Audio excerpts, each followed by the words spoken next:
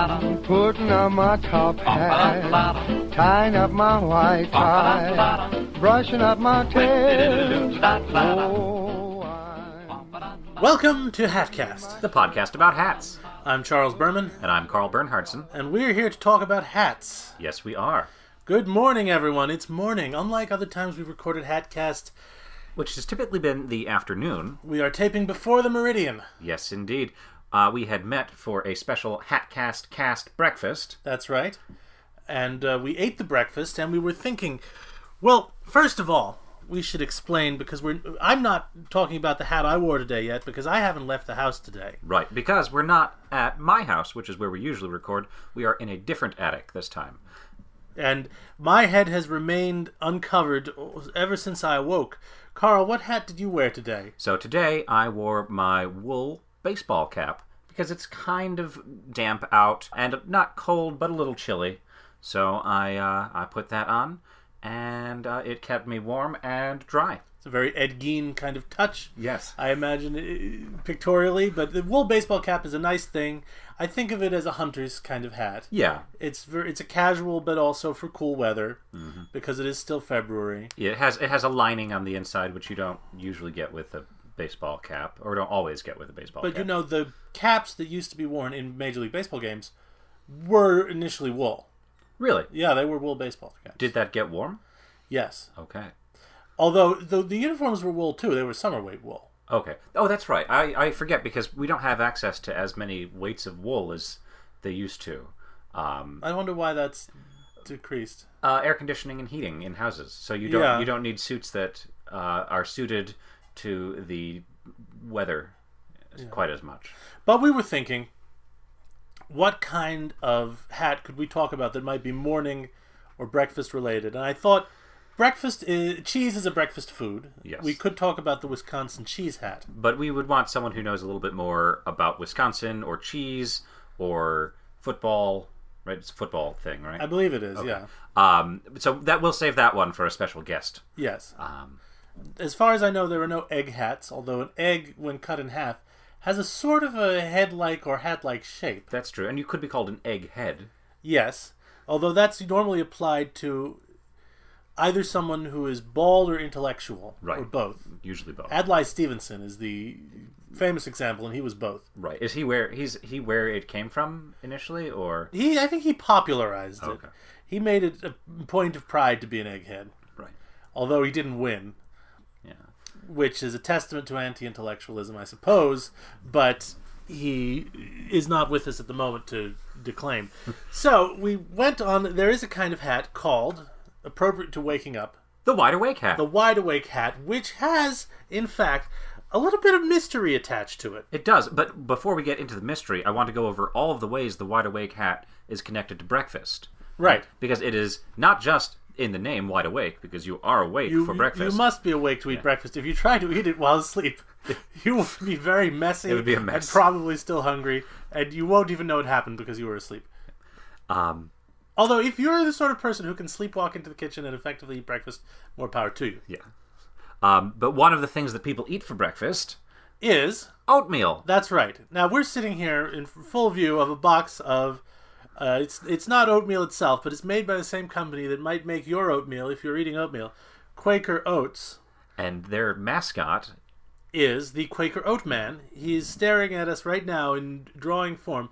And he is sitting on this box of Quaker oatmeal squares. And what is he wearing? A wig and a jabot and a coat and what looks to be a wide awake hat. Yes. And this is a happy accident. We really didn't... This came about organically over breakfast. Yes. Which, this is not what we ate.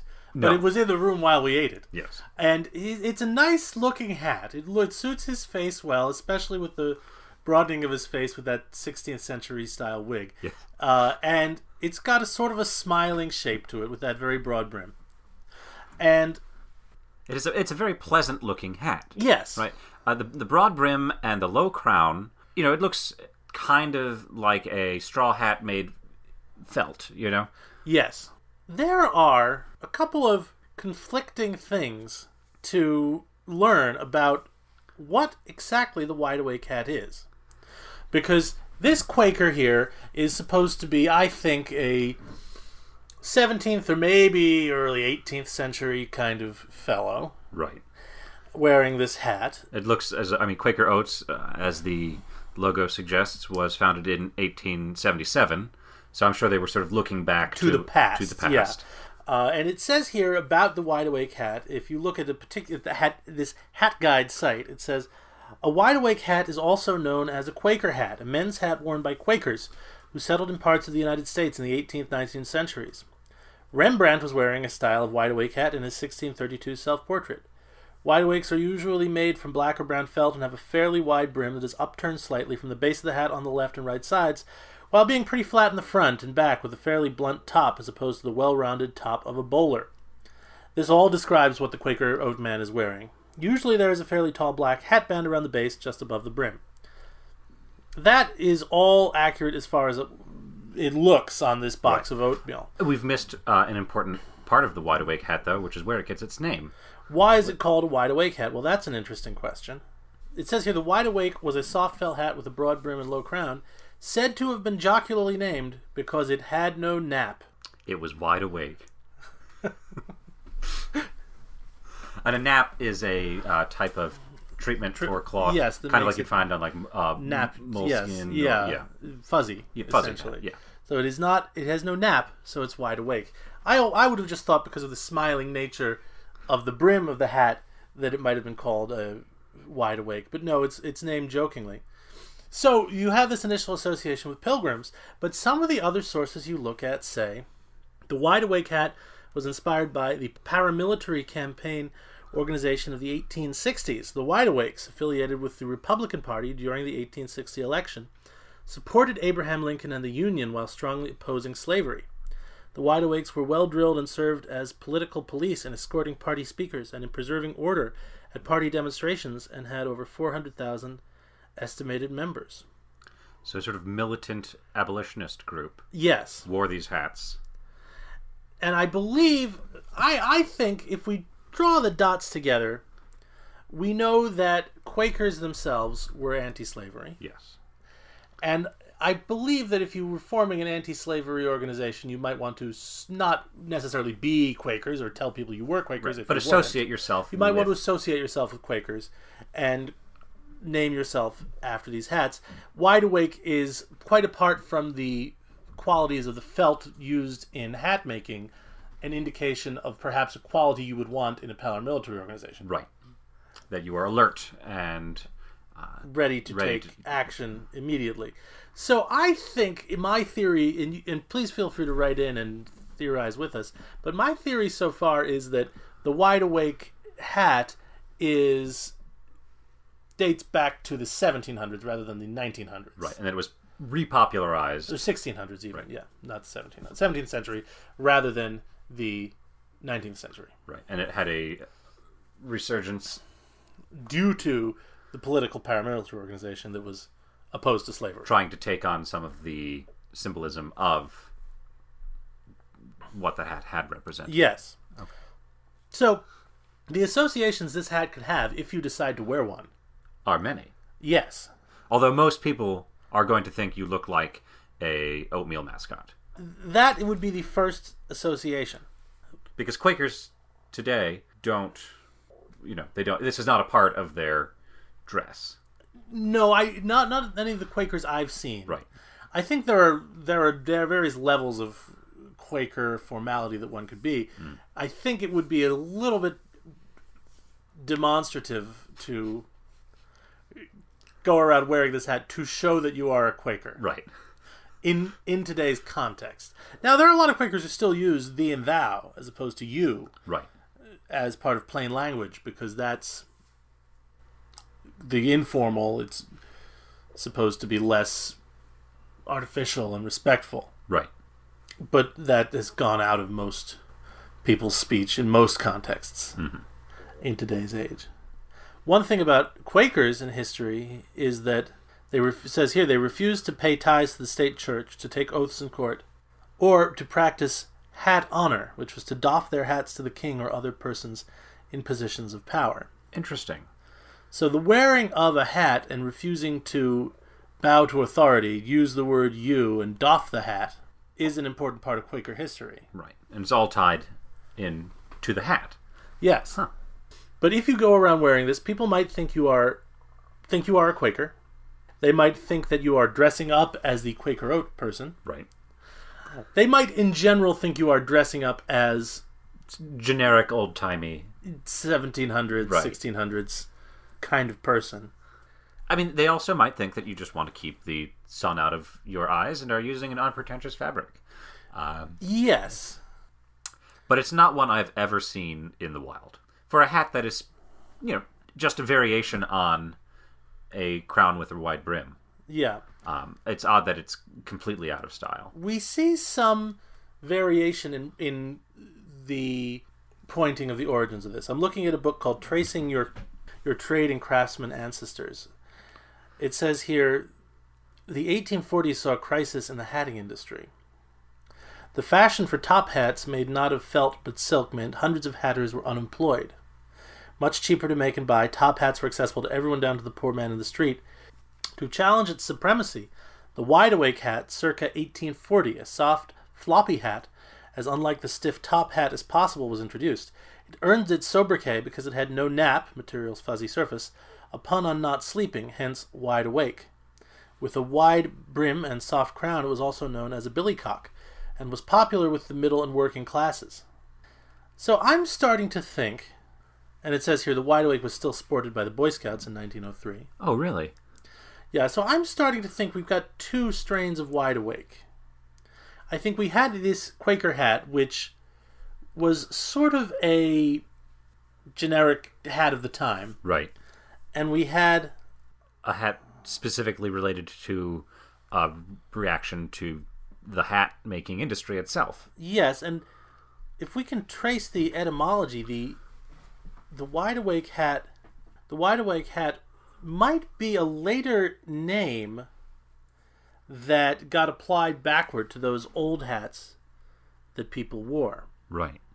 Because it is a hat that you've seen depicted in artwork going back much farther than the 1840s. Right, but I think those hats were not floppy. Okay. Right, and it's interesting to see it as a reaction, or its popularity growing as a reaction to the top hat. Right. Which I wouldn't have pieced that together if we didn't just find that. Here's a book from 1897 called The Hat Crusade, which maybe we should read and do an episode about. That's true. We do need to start. We've always meant to branch out into other hat-related things.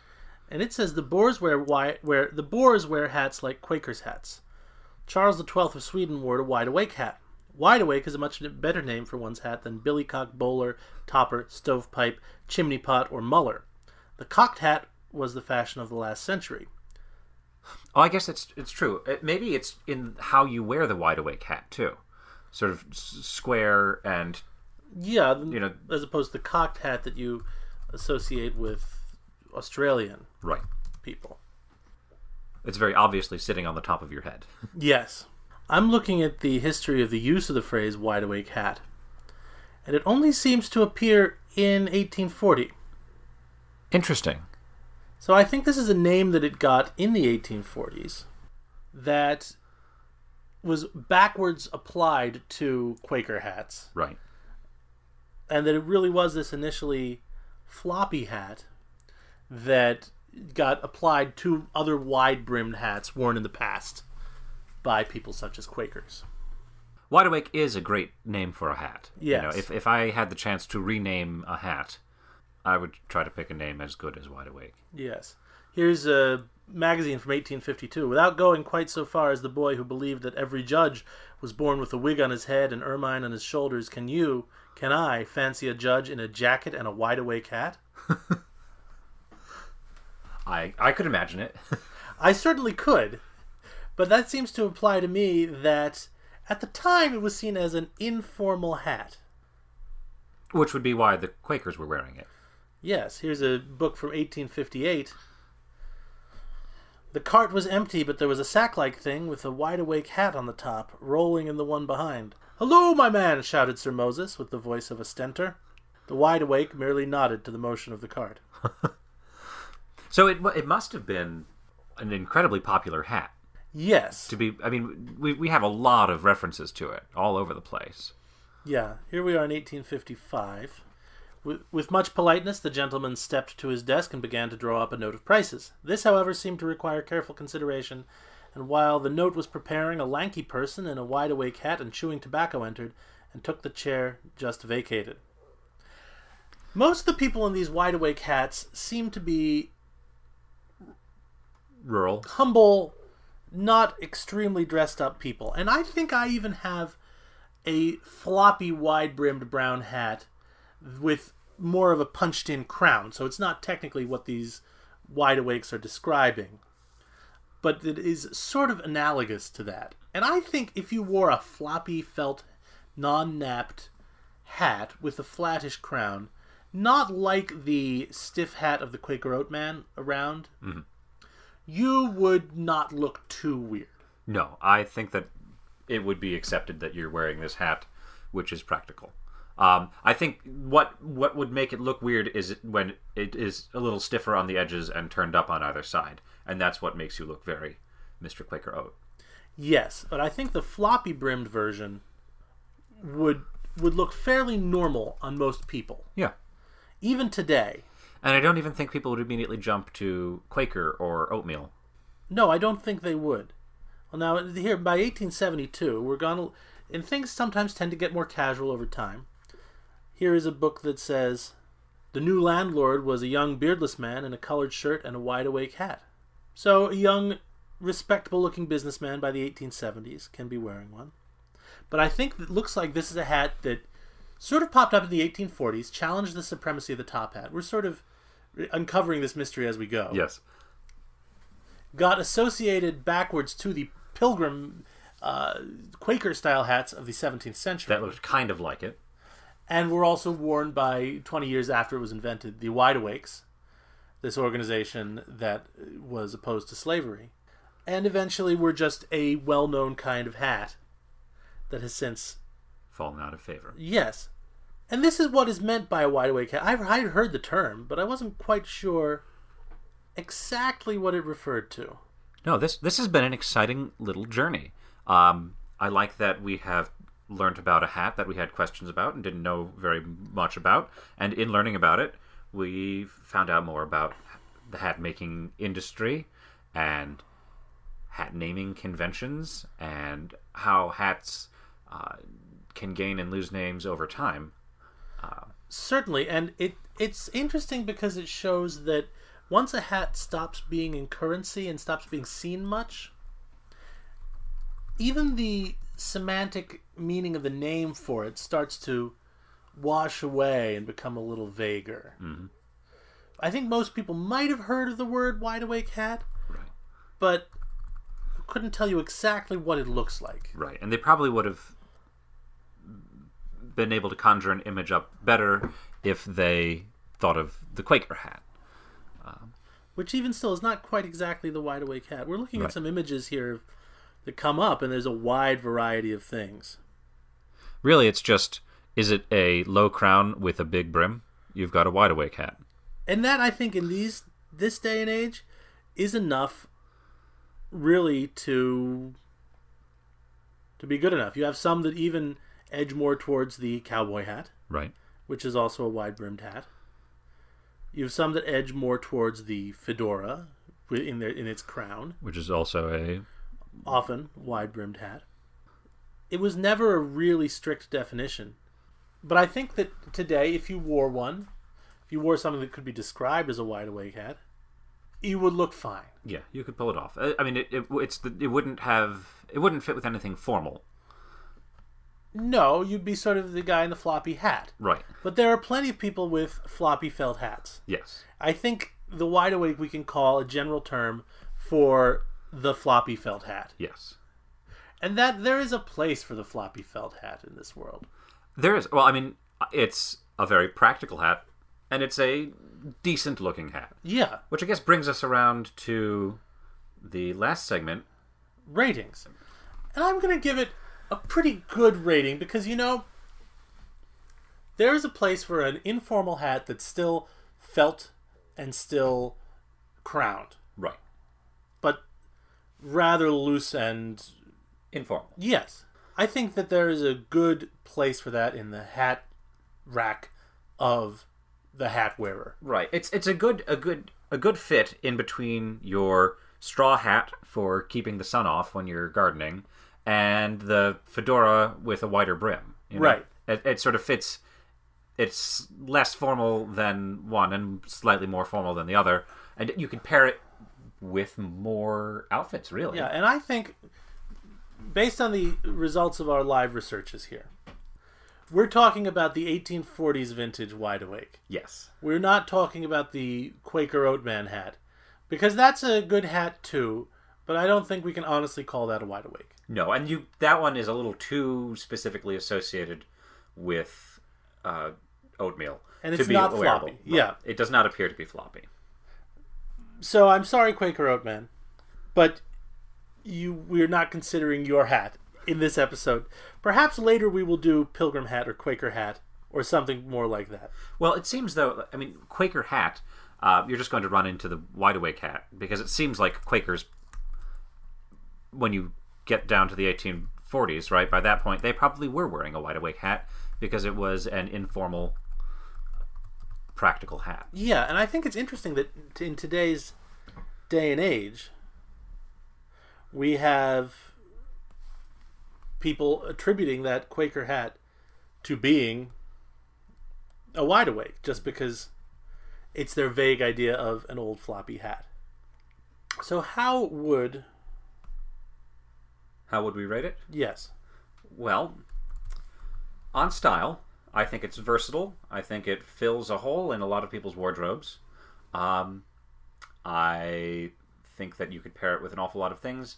You wouldn't be too silly wearing it. You would look a little bit old-timey farmer, right? Yeah. But that's not a completely terrible way to look. I think that style, I'd give it a 6.5. I was going to say a 7. Yeah. Because it's not extremely stylish. Right. You would never say, look at that incredibly modish, wide-awake, floppy hat that person is wearing. Right.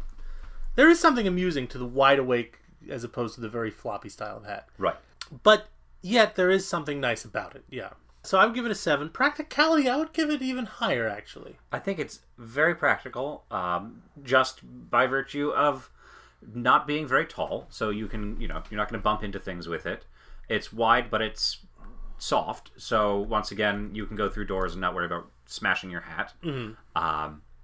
And it has a big brim, which is one of the most practical things a hat can have, right? It's keeping the sun and the water off of your face and clothes. So in practicality, I give it an 8. Yeah, I think I'd even go so far as an 8.5. Let's do the math. While I do the math, we haven't mentioned yet maybe the most well-known author to mention the wide awake that I've seen yet, and Conan Doyle? Yes, they mentioned him in some of our researches. It's from 1893, where in The Adventure of the Yellow Face, he says, an instant later our door opened and a tall young man entered the room. He was well but quietly dressed in a dark gray suit and carried a brown wide awake in his hand. So 1893. Yes. So at this point, it's still being worn. It's an over 60-year-old style of hat. Yeah. And that 1893 is sort of shooting distance. Yeah. Conan Doyle lived to 1930, so there are people alive who could have talked to him. Right. So it had a good run. Yeah. So we had, what did we have? A 6.5. Is that what you gave it for style? Yes, 6.5. Plus a 7, plus an 8, plus an 8.5? Correct. That gives it a 7.5 overall. Very solid. It's a good kind of hat. Now, neither of us, I think, own a wide awake. No, I'm thinking very seriously about getting one now, though. I think I would like one. The trouble is that because so much semantic muddying has happened around the wide awake that we had to tangle through, that it's hard to find one, I believe. I bet it'd be tough to go onto Amazon and say, I want a wide awake. Yeah. And find one. So it's anyone difficult out there who wants to, begin marketing and manufacturing wide awake hats, now's your time. Because the ones you see for sale from a hat company as a wide awake hat is much more of a Quaker hat Right. than an actual initial wide-awake hat. But I would like to acquire an 1840 style wide-awake hat. Yes. I think that would wear better and withstand better. It's a little less specific looking. Yeah. Yeah. That's a good way to put it. Not a very specific looking hat. Yes.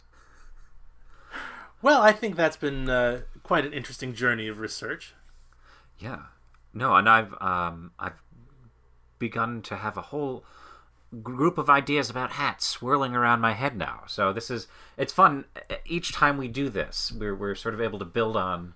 Well, we're learning as we're going. We're starting as hat enthusiasts, and we know something. Right. But one can never know everything. And we said it from the beginning. We are not hat experts. We don't make hat professionals. We don't make hats. We just wear hats. Yep.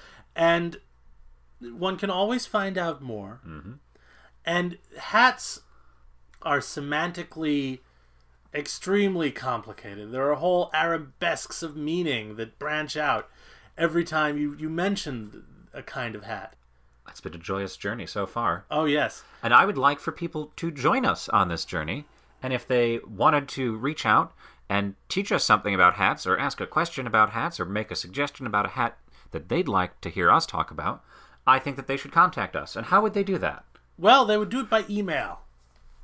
Unless they know us personally, in which case they probably have many methods of doing so, such as direct speech to our faces.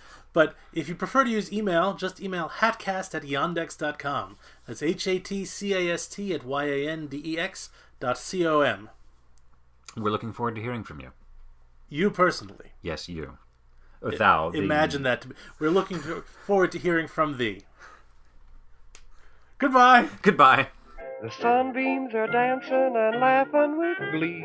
The leaves on the trees waving howdy to me.